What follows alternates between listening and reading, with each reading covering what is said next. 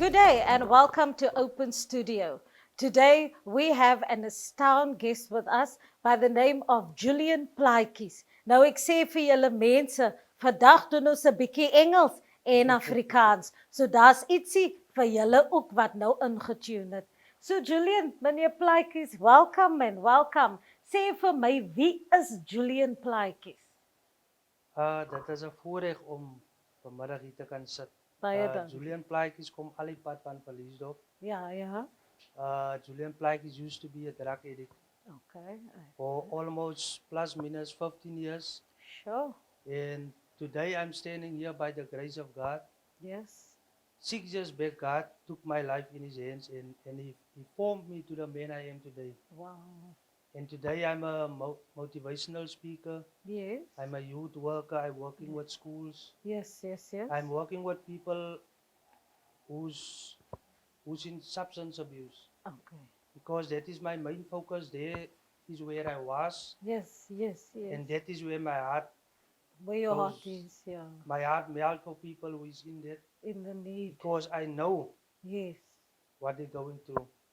So yeah, that is Julian Plaatjies all the way from Verliesdorp. Baie dankie vir dit, Julian. And tell me, when growing up, how was your childhood?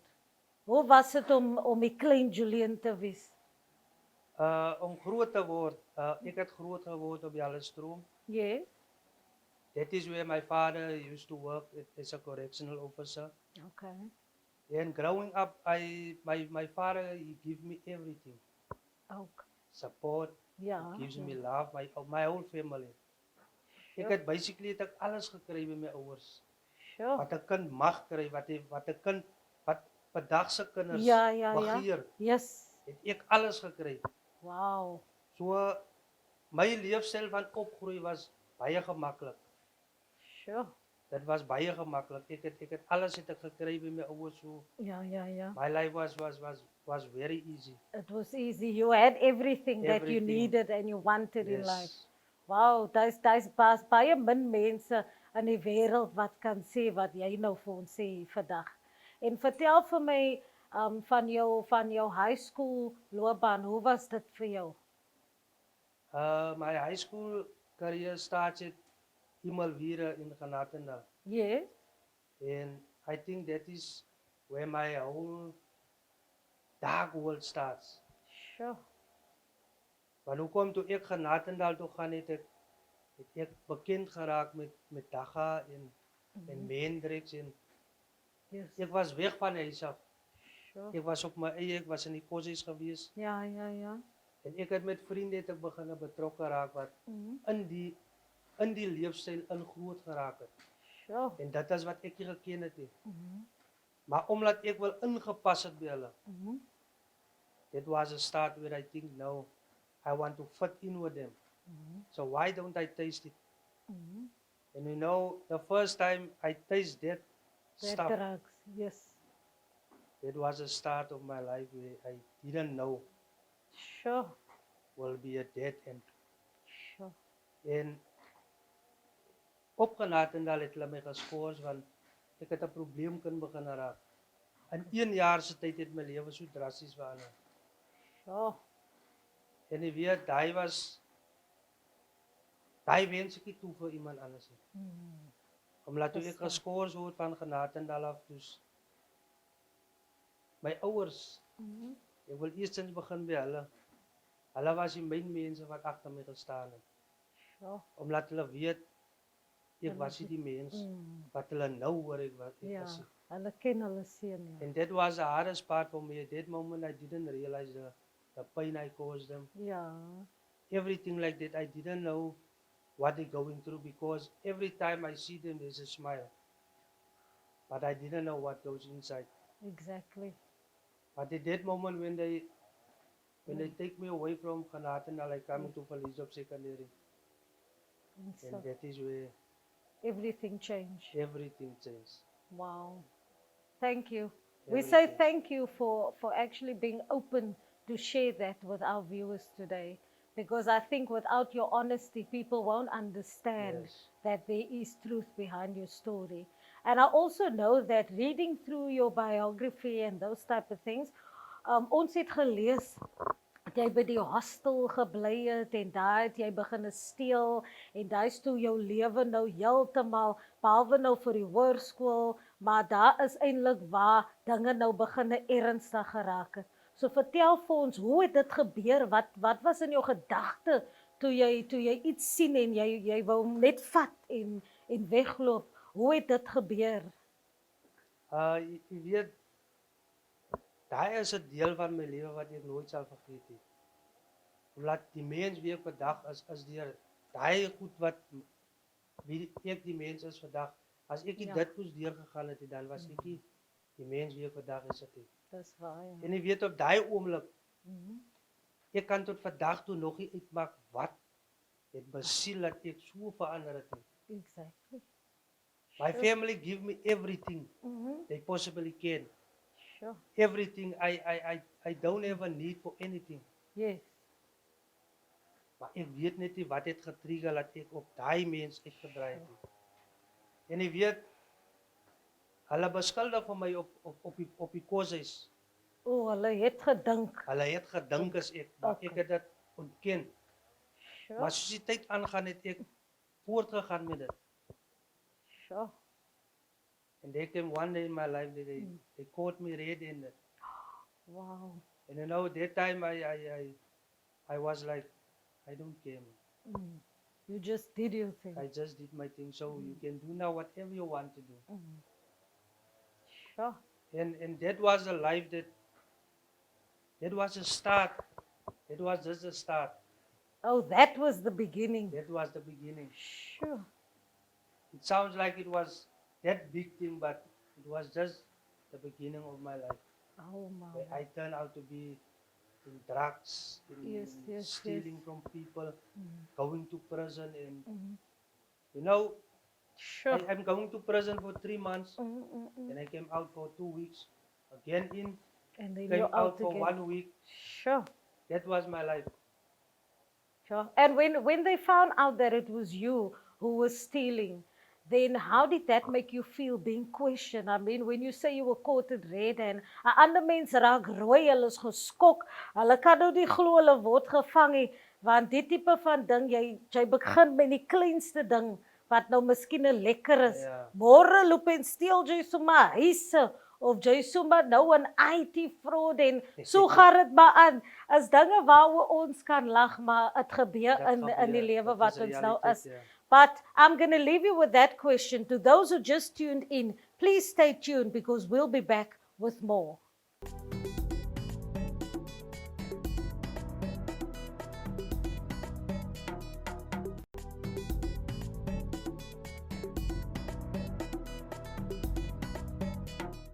Welcome back on Open Studio with my lovely guest, Julian Plaatjies. He's not only just here to change your life, but if you're one of those youth today suffering not only from peer pressure, but you know the urge to do something that is wrong, please listen and listen carefully.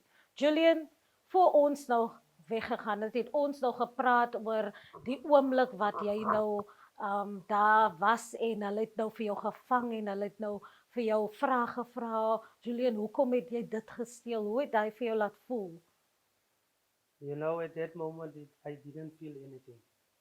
Sure. At that moment, I became more aggressive. Sure.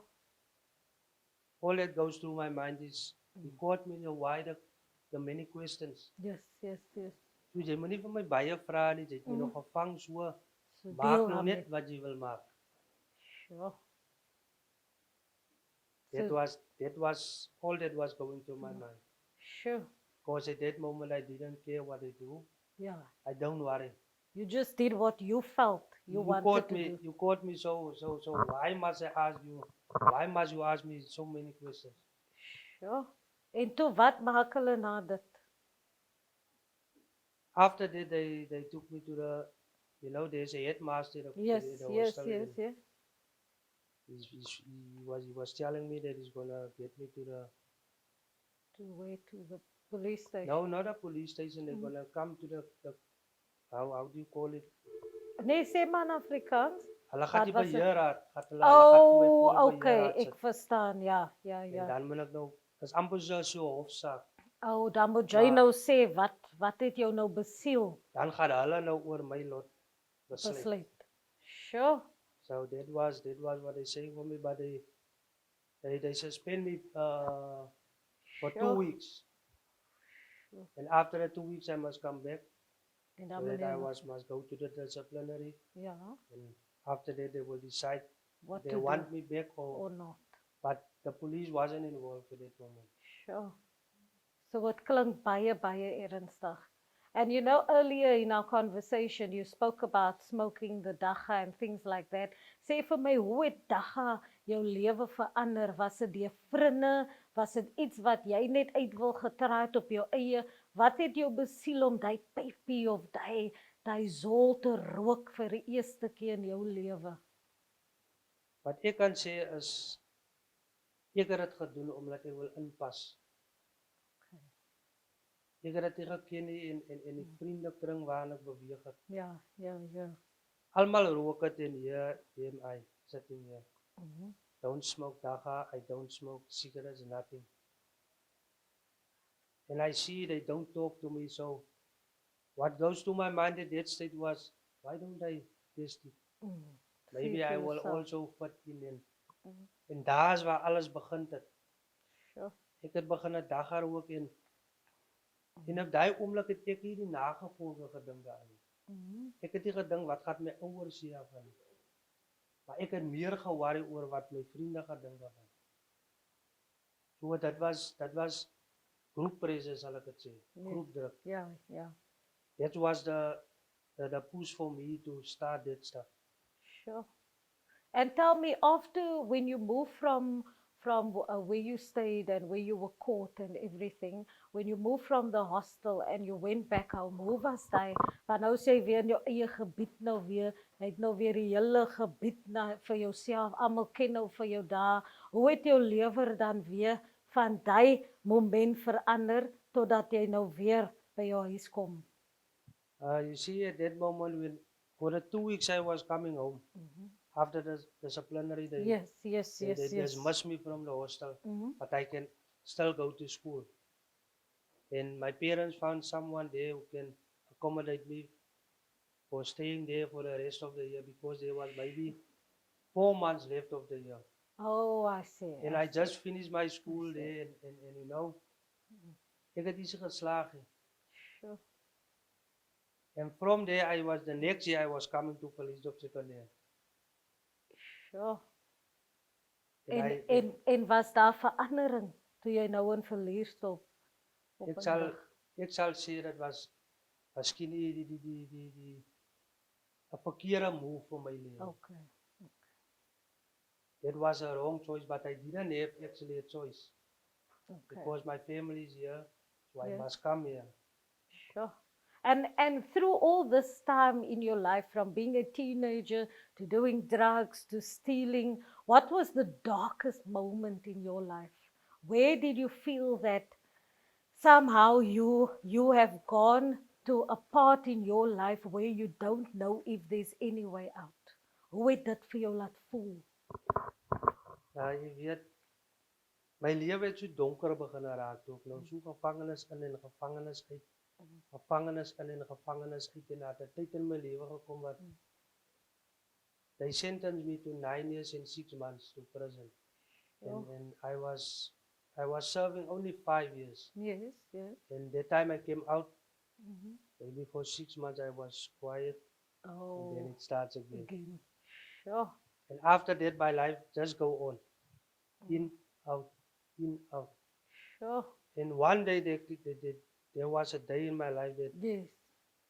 me and my father, we argued, and I told him, hey, I don't want to love you anymore. Yes, and things just went out And of control. things just went wrong for me. Sure. Everything went wrong. En ek sê toe vir myself dat op daai oomblik toe my pa op pensioen gegaan. Ja. En iets wat ek gedoen het aan hom, ek het gesteel van sy geld. En toe my pa my nou konfronteer, Ja. toe raak ek slim. En ek sê vir hom, ek wil nie meer nou huis wees nie. Sure. Ek vat my goed en ek gaan bly op die straat. En om op die straat te bly, hoe was dit? En ek bedoel, die eerste dag toe hulle nou vir jou kom en kom opsluit, what was going through your mind when you just saw that the police is here and now they're locking you up? I mean, did you feel any disappointment towards yourself apart from everybody around you, like your family? Hoe was daai gevoel? Die eerste keer toe hulle my opsluit was, hulle kom haal vir my in die skoolbank uit. Sjoe. En Ooh. hulle sê vir my dat die polisie is in die kantoor en hulle soek vir my en uit die skoolbank uit is ek gevangenis toe. And you know, that night I came in prison and I stand in front of the mirror and I look at me. And I ask myself, is it you who is in prison tonight? Oh my goodness. I want you to stay just there. Stay with that thought. For those who just tuned in, I want you to stay tuned because not only are we reaching the interesting time now in Julian's life, but stay tuned because this might help you for your future.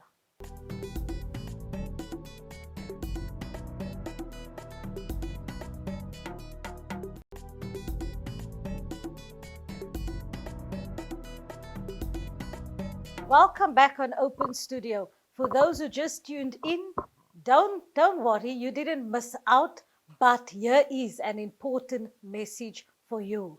From Open Studio and Julian Plaatjies, let's continue from where we left off.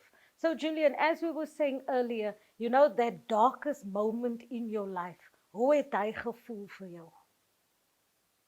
You know, at that moment,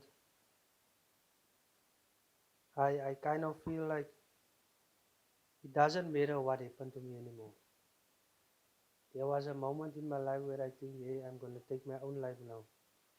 Because I was in a dark place. I didn't see light. Because the community, they write me off. My brothers wrote me off, and my father, my family, they didn't write me off, they just said, oh, do whatever you want to do because we don't know what to do anymore. So yeah, that was what goes through my mind. I want to take my own life. Sure. So and apart from, you know, that feelings and that dark side that you've experienced, you know, that moment when you appeared for the first time in court and now you needed to go to jail. How was that experience? At that moment, I didn't feel it because my life was I was a whole other person. Sure. But the moment they sent me to jail, that night I was feeling it. Sure. You know, when I standing there in front of the magistrate, I was with a smile on my face because that was, how can I put it? How do you? Ek was amper soos 'n ek gee nie op nie man. Ek gee nie om ek is met nou die ou ek doen wat ek wil doen. So doen jy So wat jy stuur my wil. maar ek gee nie om nie. Sure. But the night, the same night, Yes. I was laying there in my bed, my tears were rolling because I know this isn't me who was growing up. Exactly. A little boy. And you're all alone. All alone. No one is there for me. En ek is seker in dieselfde is dinge maar rof jou. That is, you know, when you enter there, Ja. jou selfrespek verdwyn. Sure. Die mens wie jy is jy nie meer nie. Jy moet onder reëls moet jy val. Nie wat die bewakers gee nie, maar wat daar in die kamer gegee word. Oh, ek sien. So jy come up, you can outside you can be the main man, But inside, but there dat jy net so klein. you must be down. Sure. Alle maniere hoe jy daar gaat uitkom is wanneer jy by 'n bende gaat aansluit. Dan gaat jou lewe nou 'n bietjie begin gemakliker raak. Ja. Hulle gaat nie meer vir jou. Kyk, die tronklewe is gevaarlik. Baie mense dink dit is net jy gaan en jy doen jou tyd. But actually it's very dangerous in there. Because when they lock the cell, Yeah. they lock it double, triple, then they take the key home. Oh, I understand. So whatever happens in here during the night, that guy who's patrolling here, Patrolling, yes. he can't do anything. He can just stand there and look what they're doing to you. Or he can phone you must come, but how long will it take for him to come with To the keys? come. Sure. So it's actually is a dangerous place there. And you're more alone than anything else. Jy het jou brase met jou nie, soos die jong mense sê. Jy moet staan op jou Jy eie, moet jy staan. moet. As jou hartjie 'n bietjie klein is, dan is ek jammer vir jou. Sure. So it's not for the faint-hearted. Dan- It's dan a is ek tough, jammer tough vir jou. situation. And tell me, earlier you spoke about when you felt like taking your own life. Where was the turning point that made you realize, but this is not Julian, man. Dis is ekkie. Ek wil 'n betere mens wees. Wanneer het jy die lig begin sien? You know, I was ending up in a old toilet outside the house. Sure. You know, and in that toilet there was a dog sleeping next to me. Yes. And then in that toilet there was a hole in the wall. And then that night it was raining and I was sitting there. I didn't have something to cover me. There was only a blanket who was lying there on the concrete floor and I was lying there. And you know, my wife that I have now, she was the only one who was standing by my side. She was giving me food at sometimes, but her parents was, what you doing with this guy? And that kind of stuff. Yes. But at that moment, that night when it was raining, I was hungry. Yes. And I was getting cold. I was sitting in the corner. Sure. And you know, my trane het gerol. Want ek sê vir myself, ek sê, Here, dit is nie wie ek is nie, want die gemeenskap wil my doodmaak. My ouers waren nie meer met my by die huis nie. And you know, I go down on my knees and I look outside. And there was a voice telling me, you've tried everything, but you didn't try me. And at that moment I think, what is going on here? Who's this voice? And that voice come again, you tried everything but not me. And at that moment I know it's God who's talking to me. Yes. And you know, from that moment on, I said to myself, enough is enough. Wow. I'm going to change my life now at this moment. Sure. And you know, still today, I didn't regret that choice. Sure. Julian. I didn't regret it because I know God was calling me to do the work I'm doing today. Wow, and to speak to those who really need it and who's really even going through maybe the similar situation that you've gone through when you were a teenager. And you know, speaking about that moment in your life, how was your father? How was that role that your father played in your life? I mean, looking and hearing your story and knowing that your dad was a correctional officer, how was that for you? You know, during my dark time in my life, he was always there for me. Always he was there for me. When I go to prison, my mom didn't come, but he always come to me. Sure. Always he goes out of his way to come to me. And even as sy collega's daar by die gevangenis, het hy nie geworry wat sy collega's sê nie, of wat hulle dink nie. Hy het gekom na my toe. En dis hoekom ek vandag, ek ag so groot respek vir my pa. Wow. Julian, ek moet sê, vir die jong mense wat nou die kyk, wil ek sê, dat as jy jou lewe so kan verander het. En ek moet sê, ek is nou so spyt dat ons tyd nou op is. But please, for those who are watching, go and follow Julian Plaatjies. Follow him, check him out on social media. Google die man, want daar is 'n storie wat jou lewe kan verander. Thank you.